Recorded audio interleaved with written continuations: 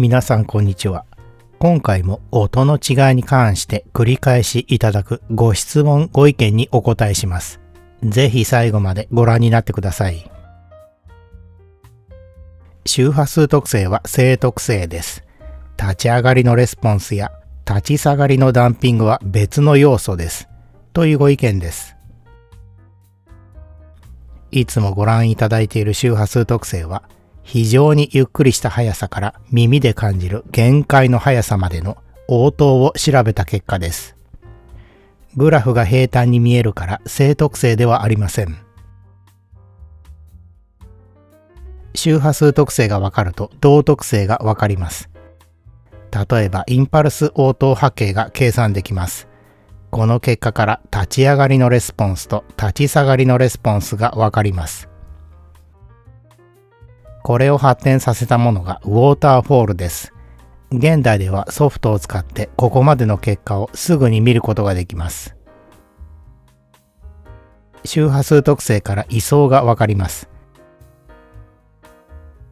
群遅延は位相の傾きを時間で表したものです。正特性も同特性もインパルス応答も過渡応答もウォーターフォールも位相も群遅延も周波数特性からわかるスペックです。違う情報を個別に見るわけではないことに注意してください。周波数特性の形を見れば他は計算しなくても大体想像つきます。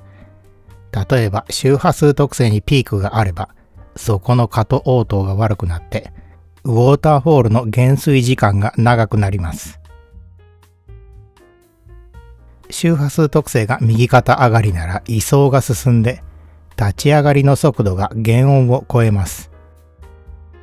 音色の説明で周波数特性がよく使われるのはそれを見れば大体のことがわかるからです。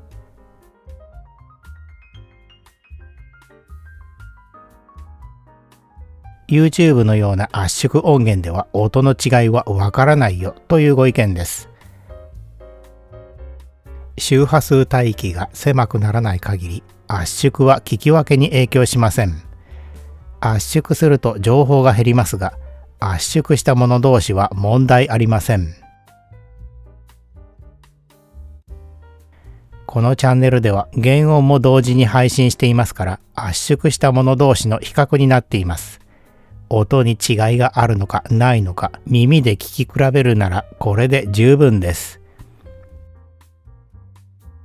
音の違いは単純なものほど感度のいい比較ができます。例えば P という制限波は最も感度のいい比較ができる音源です。音の違いはもっと複雑です。音の解像度や粒立ちといったものを周波数特性だけで説明できますかというご質問です。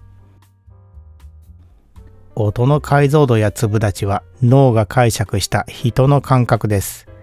これは周波数特性とある程度関連づけることができます。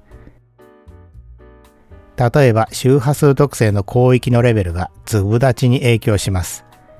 低域のピークが音の締まりに影響します。分割振動による広域の凸凹が音の分離や解像度に影響します。これは凸凹が過渡応答の悪い共振の集まりだからです。周波数特性と脳の解釈の関係が分かれば音色をある程度コントロールできます。これが音楽制作の現場で使われるイコライジングです。音楽制作では昔から周波数特性と歪みを音作りに活用しています。周波数特性のどこをどう変えればどんな音になるのか、歪みをどういじればどんな音になるのか、これに関する知見は音楽制作の現場にあります。シングルワイヤリングからバイワイヤリングに変えると音が変わります。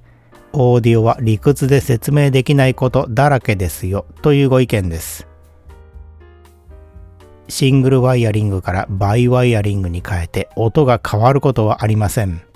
なぜかというと周波数特性や歪みに影響しないからです。ところが実際には音が変わって聞こえることがあります。それはワイヤリングを自分でやって自分で聞いたからです。バイワイヤリングに限らず、何かを変えたら音が変わりましたという報告は無数にあります。アンプを変えたら音が変わりました。CD プレイヤーを変えたら音が変わりました。ケーブルを変えたら音が変わりました。オペアンプを変えたら音が変わりました。インシュレーターを敷いたら音が変わりました。このようにオーディオは何を変えても音が変わるとされています。音が変わったように感じるのは自分でセッティングを変えて自分で音を聞いたからです。趣味の世界ではこのような体験も楽しみのうちです。いろいろ変えて音の違いを楽しむのもいいでしょう。ノーチラス801で聞くと安いアンプと高いアンプでは明確な違いがあります。音の強弱、透明感です。しょぼいスピーカーではわからないです。というご意見です。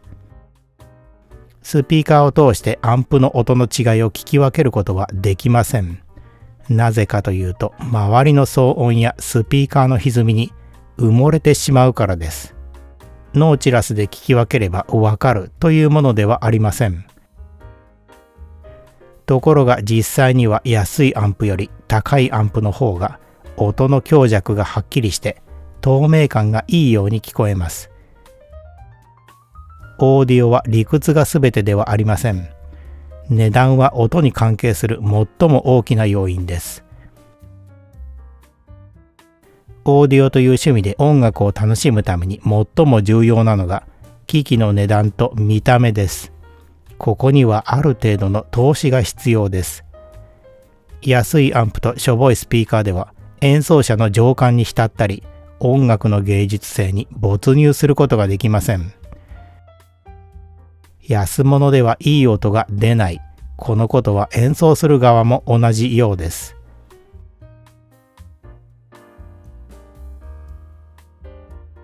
エイジングで音が変わるのは確かです。耳が慣れたからとか言うわけではないんですよというご意見です。エイジングで音が変わることがありますが、周波数特性に影響する部品が形而的に変化する場合に限られます。例えばスピーカーの布エッジは買った時が一番柔らかくて次第に硬くなっていきます。ウレタンエッジの場合は次第に柔らかくなって最後はボロボロに朽ちてしまいます。エッジの硬さが変わると低音が出なくなったり出るようになります。ヘッドホンのエイジングはパッドの潰れです。パッドが潰れると密閉度が上がって低音が増えます。形而的に変化しないものにエイジングはありません。例えばアンプ、CD プレイヤー、ケーブルにエイジングはありません。オーディオ機器は基本的に新品の時が最も高音質です。エイジングは劣化ですから音が悪くなることはあっても良くなることはあまりありません。使ううちにエイジングで音が良くなったという体験の多くは耳の慣れです。スピーカーやイヤホンの音がエイジングで良くなることはありません。耳が慣れて違和感が薄れたというのが本当です。エイジングが終わるまで様子を見てくださいというアドバイスは耳が慣れるまで待ってくださいという話と同じことに注意してください。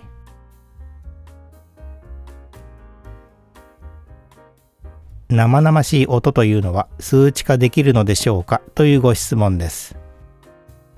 生々しい音の再生に必要なものは生の音源と同じ音量と音の広がりです。音量については大音量を低歪みで再生できるスピーカーが必要です。ここで問題になるのが低音の歪みです。音の広がりはある程度数値化できますが、スピノラマのような大掛かりな測定が必要になります。測れたとしてもスピーカーで再現することは困難です。生々しい音を再生しようと思ったら、大音量を低歪みで再生できて、音の広がり方が本物に近いスピーカーを選ぶことが一つのポイントです。長官上の理想のシステムというのはどういうものになるのでしょうかというご質問です。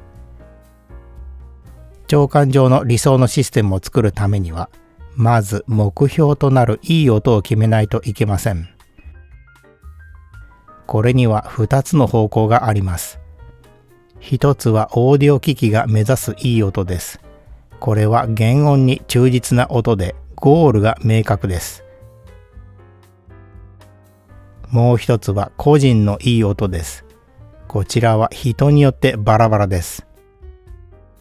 次にこれらの目標を達成できる機器を選びます。アンプやプレイヤーの音はどれを選んでも同じですから、見た目と値段で選ぶことができます。最も美味しいと感じるお茶碗が自分にとって理想のお茶碗です。問題はスピーカーです。これは自分が目指す目標に合ったものを選ばないといけません。例えば、忠実再生を目指すなら DTM モニタープラスサブウーファー。フライパンでぶったたかれるような音を目指すなら長岡式バックロードホーン。柔らかく滑らかな音を目指すならハーベスです。部屋の低材波は改善しないといけない共通の問題です。この対策がないと正しい機器を選んでもゴールに到達できません。スピーカーの配置には4分の1セオリーがあります。これを最優先に考えて家具の配置を見直す必要があります。低材波を対策するアイテムは配置ではどうにもならない部屋の問題を改善します。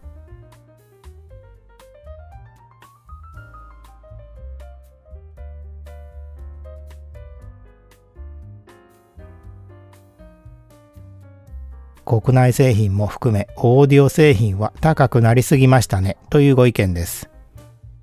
オーディオ機器が高くなったのは数が出なくなったせいでしょう。かつてのオーディオ製品はいい音を届けるためにたくさんの知恵と工夫が投入されていました。それは数が出るからできたことです。80年代から90年代にかけて私たちが見てきたものの多くはもう作れないでしょう。かつてのフルサイズコンポは高価格帯に移行して気軽に手を出せないものになってしまいました。数が出ないことが価格を押し上げる要因になっているようです。一般向けの売れ筋は小型コンパクトです。この市場で今力をつけているのが中華製品です。かつてのハイエンドと同じ性能を数万円で実現しています。